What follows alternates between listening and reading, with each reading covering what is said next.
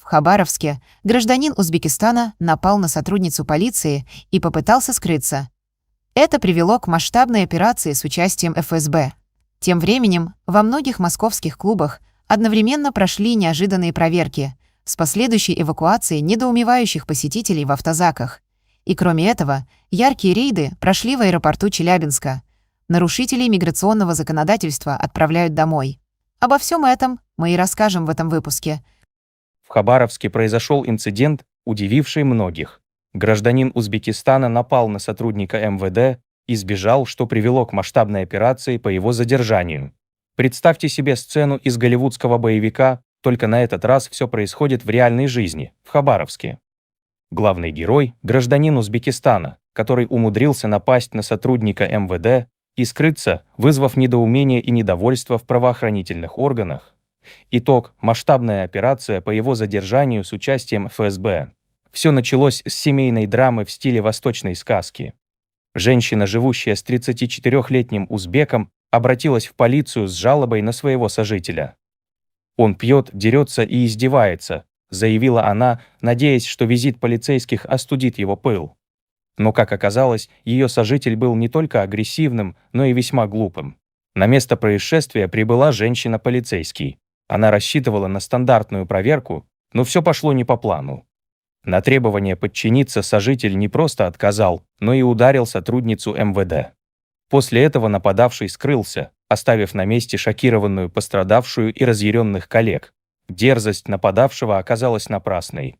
На его поиски был отправлен сводный отряд ФСБ и Росгвардии, которые буквально перевернули город вверх дном. Оперативники быстро вычислили местонахождение беглеца. По данным источников, он попытался укрыться на окраине города, надеясь избежать возмездия. Но местная полиция и спецслужбы доказали, что от правосудия не спрятаться. Задержание прошло четко, без сопротивления со стороны нападавшего. Теперь мигранту предстоит ответить сразу по нескольким статьям. Нападение на сотрудника полиции в России – это серьезное преступление, которое карается сроком до 10 лет лишения свободы. Кроме того, его действия в отношении гражданской сожительницы также могут стать основанием для дополнительных обвинений. Глава Следственного комитета поручил представить доклад по уголовному делу о применении насилия в отношении сотрудника полиции в Хабаровском крае.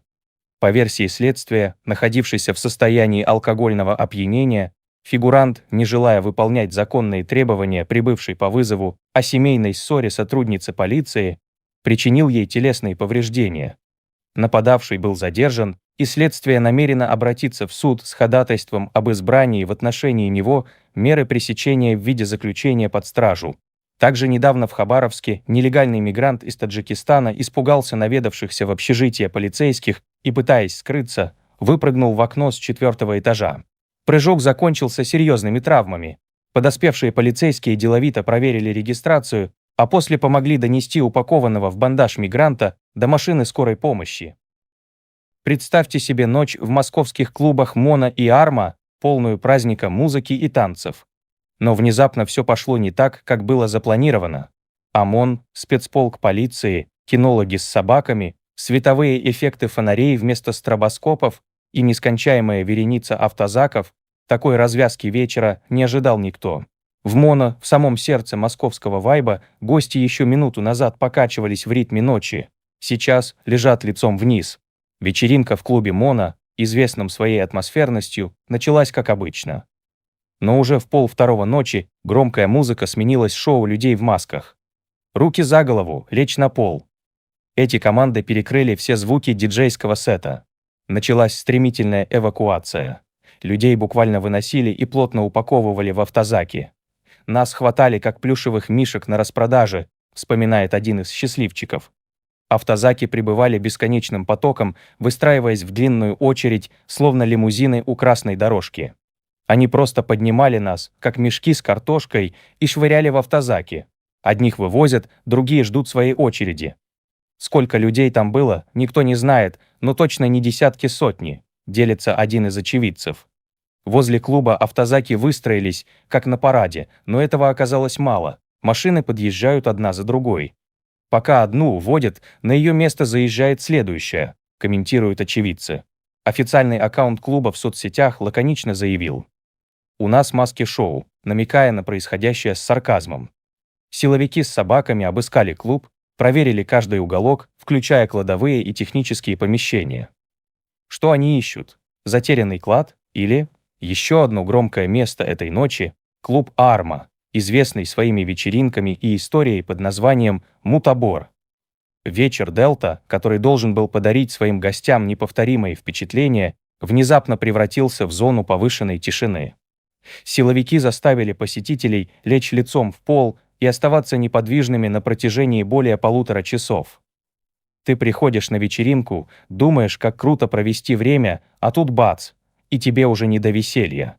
Просто лежишь на полу, боишься шелохнуться, рассказывает участник событий. Около клуба образовалась очередь автозаков. Людей вывозят, как будто это не тусовка, а массовая депортация. Одни машины уезжают, другие подъезжают. Если кто-то хотел драйва, то вот он в полном объеме, добавляет один из очевидцев. Не обошли рейды и еще один клуб «Симах». Там ситуация окутана туманом слухов. Официальной информации о количестве задержанных нет, но очевидцы сообщают, что автозаки выстроились и здесь. Пока что причины столь масштабной операции остаются загадкой. Моно, несмотря на свою репутацию места для ЛГБТ-мероприятий, на этот раз не анонсировал ничего подобного. Однако это не остановило силовиков. Никто не объясняет причин, просто хватают и увозят, делятся гости. Возможно, это часть новой стратегии по приручению ночной жизни Москвы.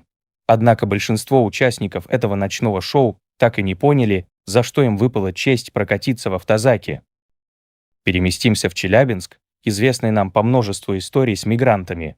На этот раз площадкой для масштабного рейда стал аэропорт Челябинска. Сотрудники полиции, ФСБ и пограничники устроили неожиданную проверку для всех прибывающих и встречающих международные рейсы. Это было похоже на внезапный экзамен для всей системы миграции. Казалось, обычный вечер в аэропорту. Люди с чемоданами, встречающие с цветами, дети с шарами. Но внезапно привычный шум голосов сменился на окрики сотрудников в форме. Более 100 человек, прибывших международными рейсами, оказались под пристальным взглядом сразу нескольких ведомств. Каждого проверяли тщательно. Кто-то нервно доставал документы, кто-то отчаянно искал переводчика, а кто-то просто стоял, ведь ничего и не оставалось. Самые любопытные тут же начали записывать происходящее на телефоны. Материал для будущих мемов обеспечен. «Граждане, пройдите за комиссарским пропуском», прозвучала просьба. Для лиц неславянской внешности с гражданством Российской Федерации рейд оказался неожиданно щедрым. Мужчинам определенного возраста прямо на месте вручали повестки в военкомат. Как утверждают очевидцы, большинство вели себя стойко, но не обошлось и без драматических сцен. Один из студентов пытался доказать, что в Турцию он отправился ради любимой, а не для уклонения от обязанностей. Иностранных граждан, особенно тех, кто встретил рейд с непониманием, ждали отдельные сюрпризы. Проверяли визы, регистрацию, цель приезда, а также наличие контрактов на работу или учебу. Оказалось, что многие из них слабо представляют, как правильно заполнять документы. Количество выдворений за пределы страны в этом году выросло на треть. Нарушителей миграционного законодательства вежливо, но уверенно отправляют домой, где их, судя по всему, не особо ждут. В пресс-службе МВД Челябинска заявили, что подобные рейды стали частью общей стратегии борьбы с нарушениями миграционного законодательства.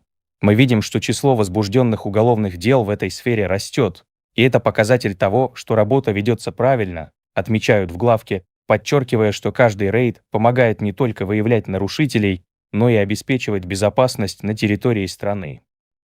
А что по поводу всего этого думаете вы, уважаемые зрители? Делитесь своим мнением в комментариях и не забудьте подписаться на наш канал, если вы этого еще не сделали. Всем добра, всем пока!